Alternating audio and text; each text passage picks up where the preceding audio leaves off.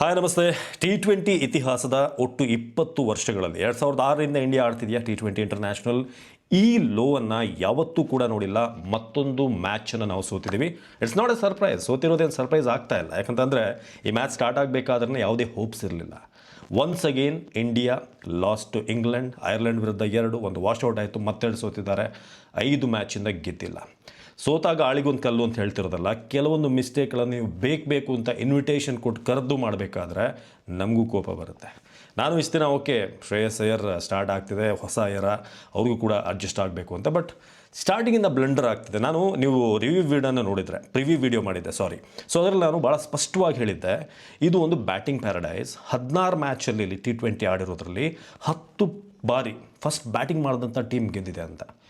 ನಾನೊಬ್ಬ sports analyst, reporting ಮಾಡಿದ್ದೀನಿ ಒಂದಷ್ಟು ವರ್ಷಗಳ ಕಾಲ. ಈಗ ಕಾಂಟೆಂಟ್ ಕ್ರಿಯೇಟರ್, ನಿಮಗೆ ವಿಷಯಗಳನ್ನು ಹೇಳ್ತಾ ಇದ್ದೀನಿ.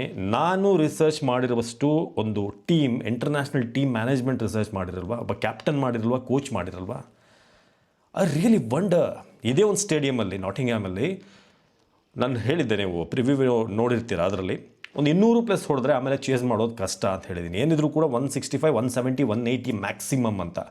ಬಟ್ ಇಲ್ಲ, ನೀವು ಟಾಸ್ ಗೆದ್ದು ಇಲ್ಲ ನಾನು ಬ್ಯಾಟಿಂಗ್ ಮಾಡಲ್ಲ, ಫೀಲ್ಡಿಂಗ್ ಮಾಡ್ತೀನಿ ಅಂತ ಹೇಳಿದ್ರೆ ಹೌ, ಇದು ಒಂದು. ಎರಡನೇದಾಗಿ, ನಿಮ್ಮ ಟೀಮಲ್ಲಿ ದಂಡಿಯಾಗಿ ಬರೀ ಲೆಫ್ಟ್ ಹ್ಯಾಂಡರ್ಗಳಿದ್ದಾರೆ. ಅದು ಕೂಡ ಇಂಗ್ಲೆಂಡ್ ಅಂತ ಟೀಮ್, ಜೋಫ್ರಾ ಆರ್ಚರ್ ಅಂತ ಬೌಲರ್, ಟಂಗ್ ಅಂತ ಬೌಲರ್ನ ಇಟ್ಕೊಂಡು ನೀವು 6-7 ಜನ ಕಂಟಿನ್ಯೂಸ್ಲಿ, ಯಾರು ಎಷ್ಟು ನೋಡಿ, ಅಭಿಷೇಕ್ ಶರ್ಮಾ, ವೈಭವ್ ಸೂರ್ಯವಂಶಿ, ಇಶಾನ್ ಕಿಶನ್, ಅಕ್ಷರ್ ಪಟೇಲ್, ತಿಲಕ್ ವರ್ಮಾ, ಶಿವಮ್ ದುಬೆ, ಲೆಫ್ಟ್ ಹ್ಯಾಂಡರ್ಗಳ ದೊಡ್ಡ ಜಾತ್ರೆನೇ ಇದೆ. ಹೇಗೆ ಸಾಧ್ಯ ಇದು?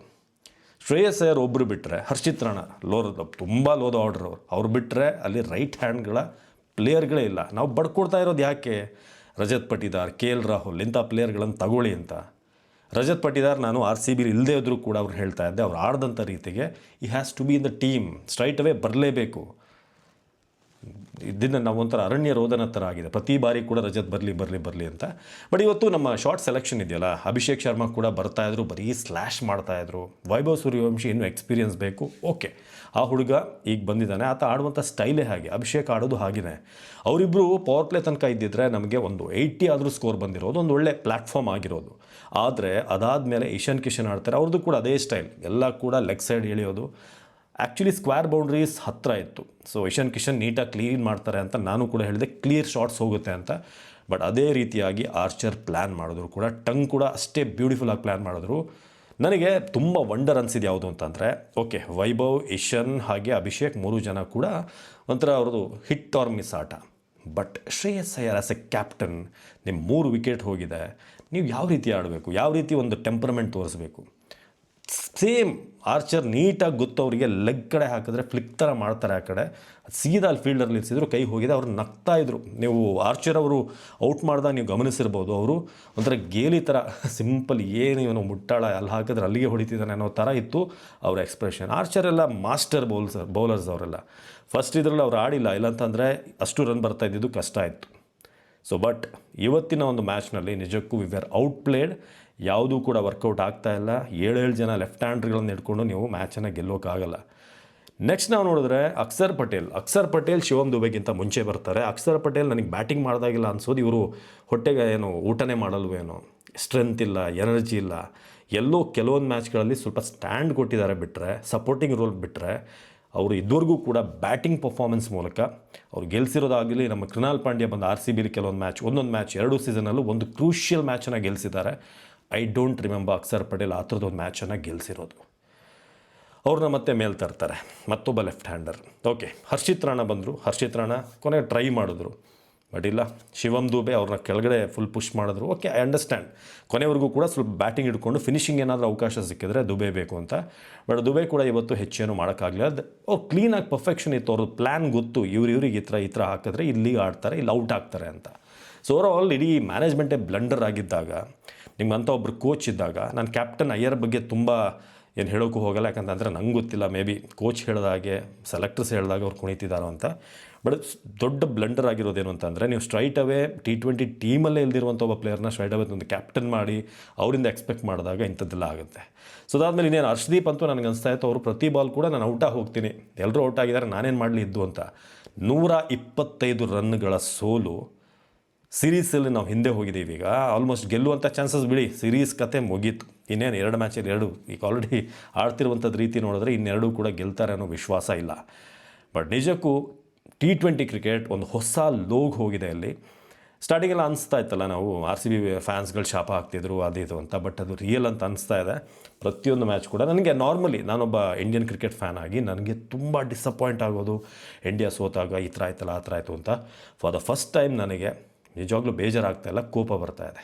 ಯಾಕಂತಂದರೆ ಇವರಿಗೆ ದೆ ಡಿಸರ್ವ್ ದಟ್ ಸೋಲು ಅಂತ ಅನಿಸ್ತಾ ಇದೆ ಟೀಮ್. ಹಾಗೆ ನನ್ನ ಪ್ಲೇಯರ್ಸ್ ಮೇಲೆ ದೂರೋದಕ್ಕಿಂತ ಓವರಾಲ್ ಟೀಮನ್ನು ನಡೆಸ್ತಿರುವಂಥ ರೀತಿ ಇದೆಯಲ್ಲ, ಇದ್ರ ಮೇಲೆ ನಂಗೆ ಕೋಪ ಬರ್ತಾಯಿದೆ. ಹಾಗಾಗಿ ನನಗೇನು ಆಶ್ಚರ್ಯ ಆಗ್ತಿಲ್ಲ, ಬೇಜಾರು ಆಗ್ತಿಲ್ಲ. I am not hurt today. Normally India ಸೋತಾಗ ನನಗೆ ನೆಕ್ಸ್ಟ್ ದಿನ ಎಲ್ಲ ನಿಮಗೂ ತುಂಬ ಜನಕ್ಕೆ ಆಗಿರುತ್ತೆ ಇದ್ರ ಬಗ್ಗೆ. ತುಂಬ ಜನ ಮೂಡ್ ಆಫ್ ಇರಲ್ಲ, ಕೆಲಸ ಮಾಡೋಕ್ಕೆ ಮನಸ್ಸಿರಲ್ಲ ಇಂಡಿಯಾ ಸೋತಾಗ. But for the first time ಇದು ಯಾವುದೂ ಕೂಡ ಆಗ್ತಾಯಿಲ್ಲ. ಸೊ ಇದು T20ಲಿ ನಾವು ಒಂದು ಹೊಸ ಲೋಗ್ ಇಳಿದಿದ್ದೀವಿ. ಇದನ್ನು ಯಾವ ರೀತಿ ಸರಿ ಮಾಡ್ತೀರ? ಯಾಕಂದರೆ ನಿಮಗೆ ರೈಟ್ ಹ್ಯಾಂಡಲ್ಲಿ ತೊಗೊಳ್ಬೇಕು ಅಂತಂದರೆ ರಜತ್ನ ತೊಗೊಳ್ಬೇಕು, ಇಲ್ಲ ಬೇರೆ ಯಾವ ಪ್ಲೇಯರ್ಸ್ ಇದ್ದಾರೆ ಅಂಥ ಪ್ರಭ್ಸಿಮ್ರಮ್ ಚೆನ್ನಾಗಿ ಆಡಿದ್ದಾರೆ. ಸೊ ಅಂಥ ಪ್ಲೇಯರ್ನ ಯಾರು ತೊಗೊಳ್ಬೇಕು, ಅದನ್ನು ನೀವು ತೊಗೊಂಡಿದ್ದೀರ ಜಿಂಬಾಬ್ವೆಗೆ. ಸೊ ರೈಟ್ ಹ್ಯಾಂಡಲ್ಲಿ ನೀವು KL ರಾಹುಲ್ ಅಂಥ ಪ್ಲೇಯರ್ಗಳು ಸ್ವಲ್ಪ ಬರೀ ಹೊಡಿಬಡಿ ಪ್ಲೇಯರ್ಗಳ ಜೊತೆಗೆ ಸ್ವಲ್ಪ ಶೀಟ್ ಆ್ಯಂಕರ್ ರೋಲ್ ಆಡುವಂಥ ಪ್ಲೇಯರ್ಗಳು ಬೇಕು. ಅಯ್ಯರ್ಗೆ ಆ ಕೆಪಬಿಲಿಟಿ ಇದೆ ಕೆಪಾಸಿಟಿ, ಬಟ್ ಅದನ್ನು ಅವರು ಮಾಡ್ತಾ ಇಲ್ಲ ಅಷ್ಟೇ. ಸೊ 125 ಒಂದು ದೊಡ್ಡ ಲಾಸ್ ನಮಗಾಗಿದೆ. ಬರ್ತಾ ಬರ್ತಾ ರಾಯರ್ ಕುದುರೆ ಯಾವ ರೀತಿ ಆಗ್ತಿದೆ ಅಂತ ಅಂದರೆ ಏನು ಬ್ಯಾಡ್ಗಿಂತ ವರ್ಸ್ಟಿಗೆ ಹೋಗ್ತಾ ಇದೆ. ನಂಗೆ ಕೆಲವೊಂದು ವರ್ಡ್ಗಳೇ ಬರ್ತಾಯಿಲ್ಲ ಇವತ್ತು ಈ ಒಂದು ಮ್ಯಾಚನ್ನು ನೋಡಿದಾಗ. ಒಬ್ಬೊಬ್ಬರು ಆಡಿದಂಥ ರೀತಿ. ನಮ್ಮ ಬೌಲಿಂಗ್ ಬಗ್ಗೆ ಮಾತನಾಡೋದಾದರೆ ಇವತ್ತು ಪ್ರಿನ್ಸ್ ಯಾದವ್ ಸಗದ ಬೌಲ್ ಮಾಡಿದ್ರು, ಅವರಿಗೆ ಸಪೋರ್ಟ್ ಕರೆಕ್ಟಾಗಿ ಬರಲಿಲ್ಲ ಅಂತ ಅನ್ಕೋತೀನಿ. ಯಾಕಂದರೆ Harshit Rana 4 over 40 run costly ಆದರೂ 2 ವಿಕೆಟ್ ತೊಗೊಂಡ್ರು. ಅದನ್ನು ಬಿಟ್ಟರೆ ಅಕ್ಷರ್ ಪಟೇಲ್ ಇವತ್ತು ಬೌಲಿಂಗಲ್ಲಿ ಕಾಸ್ಟ್ಲಿ 4 ಓವರ್ 49. ಬ್ಯೂಟಿಫುಲ್ ಆಗಿ ಅವರು ಇನ್ನಿಂಗ್ಸ್ಗಳನ್ನು ಕಟ್ಟಿದ್ರು. ಫಿಲ್ ಸಾಲ್ಟ್, ನಾನು ಇದ್ರ ಬಗ್ಗೆ ಹೇಳಲೇಬೇಕಿತ್ತು, ನಾನು ಫಸ್ಟಿಗೆ ಹೇಳೋಕೆ ಮರೆತೆ. ಲಾಸ್ಟ್ ಮ್ಯಾಚಲ್ಲಿ ಒಬ್ಬ RCB ಪ್ಲೇಯರ್ ಕೊಟ್ಟರು, ಬೆಥೆಲ್ 74 ರನ್. ಈ ಮ್ಯಾಚಲ್ಲಿ 44 ಬಾಲಿಗೆ 70. ಅಂದರೆ ನೀವು ಪ್ಲೇಯರ್ಗಳನ್ನು ತಗೊಳ್ಳದೇ ಇದ್ದರೆ ಆಪೋಸಿಟಲ್ಲಿರುವಂಥ ಟೀಮ್ಗಳು ಬಂದು ನಮ್ಮ RCB ಪ್ಲೇಯರ್ಗಳು ಹೇಗೆ ಕೊಡ್ತಿದ್ದಾರೆ ಅಂತಂದರೆ, ನೋಡಿ ನಮ್ಮನ್ನು ಪಿಕ್ ಮಾಡಬೇಕು ಚಾಂಪಿಯನ್ ಟೀಮ್ ಪ್ಲೇಯರ್ಸ್ಗಳನ್ನೇ ಈ ಥರ ಆಡ್ತೀವಿ ಅಂತ ತೋರಿಸ್ತಾ ಇದ್ರೆ. ಇಲ್ಲ ಅಂತಂದರೆ ನೀವು ಆಡಿಸ್ತಾ ಇದ್ದರೆ ನಾವು ಆಡಿ ಕೊಡ್ತೀವಿ ನಿಮಗೆ ಅಂತ ಇಬ್ಬರು ಕೂಡ ಪರ್ಫಾರ್ಮೆನ್ಸ್ ಮಾಡಿದ್ರು. ಒಂದೊಂದು ಕೋಇನ್ಸಿಡೆನ್ಸಾ ಅಥವಾ ಇನ್ನೊಂದು ಮ್ಯಾಚಲ್ಲಿ ನೆಕ್ಸ್ಟ್ ಮ್ಯಾಚಲ್ಲಿ ಯಾರು ಇನ್ನೊಬ್ರು ಏನಾದರೂ ಆಡ್ತಾರೆ, ಯಾಕಂದ್ರೆ ಜಾರ್ಡನ್ ಕಾಕ್ಸ್ಗೆ ಏನಾದರೂ ಅವಕಾಶ ಕೊಟ್ಟರೆ ಅವ್ರು ಬಂದು ಗುಮ್ಮಿದ್ರು. ಸೊ ಇದು ಕೆಲವೊಂದು ಸಲ ಹೇಗೆ ಕಾಲಾಯ ತಸ್ಮೈ ನಮಃ ಅಂತಿದೆಯಲ್ಲ. ಓವರಾಲ್ ಸ್ಯಾಮ್ ಕರನ್ ಚೆನ್ನಾಗಿ ಆಡಿದ್ರು. ಹಾಗೆ ವಿಲ್ ಜಾಕ್ಸ್ ಕೊನೆಯಲ್ಲಿ ಬಂದು ಆ 2 6 ಹೊಡೆದಿದ್ದು. ಹಾಗೆ ಜಾಸ್ ಬಟ್ಲರ್ ಸ್ಟಾರ್ಟಿಂಗ್ ಕೊಟ್ಟಿದ್ದು. ಎಸ್ಪೆಷಲಿ ಇವತ್ತೊಂದು ಸ್ಟಂಪ್ ನನಗೆ ಭಾಳ ಇಷ್ಟ ಆಯಿತು. ಅದೊಂದು ಸ್ಟಂಪ್ ತಿಲಕ್ ವರ್ಮಾ ಸ್ಟಂಪ್ ಮಾಡಿದ್ರು, ಸೂಪರ್ ಆಗಿತ್ತು. ನಾನು ತಿಲಕ್ ವರ್ಮಾ ಬಗ್ಗೆ ಹೇಳೋದು ಮರೆತೆ. ವೈಸ್ ಕ್ಯಾಪ್ಟನ್, ಕೆಲವೊಂದು ಮ್ಯಾಚಲ್ಲಿ ಆಡ್ತೀರಾ, ಕೆಲವೊಂದು ಮ್ಯಾಚಲ್ಲಿ ಸ್ಟ್ರೈಕ್ ರೇಟ್ ಇರಲ್ಲ, ಕೆಲವೊಂದು ಮ್ಯಾಚಲ್ಲಿ ಈ ಥರ. ಸೊ ಓವರಾಲ್ ಟೀಮನ್ನು ಹಳ್ಳ ಹಿಡಿಸಿದ್ದೀರಾ. ಸೊ ಅದು ನಿಮಗೆ ಬಿಟ್ಟಿರೋದು, ಅದು ಯಾವ ರೀತಿ ಮೇಲೆ ಎತ್ತಿರೋ ಏನೋ ಅಂತ. ಬಟ್ ಈಗಂತೂ the worst days of cricket ಲೈಫನ್ನು ನಾವು ನೋಡ್ತಾ ಇದ್ದೀವಿ. ಯಾವುದೇ ರೀತಿಯಾದಂಥ ಎಕ್ಸೈಟ್ಮೆಂಟ್ ಇಲ್ಲ ಈಗ T20 ಮ್ಯಾಚನ್ನು ನೋಡೋದಕ್ಕೆ. ವೈಭವ್ ಅವ್ರಿಗೋಸ್ಕರ ನಾವು 10 ಗಂಟೆಗೆ ಕೂತು ಮ್ಯಾಚ್ ನೋಡಿದ್ವಿ, ಬಟ್ 10 ನಿಮಿಷ ಕೂಡ ನೋಡ್ದಿರೋ ಥರ ನಮ್ಮ ಬ್ಯಾಟಿಂಗ್ ಇತ್ತು. ಫೈನಲಿ ನಾನು ಮುಗಿಸೋದಾದರೆ ಧನ್ಯವಾದ.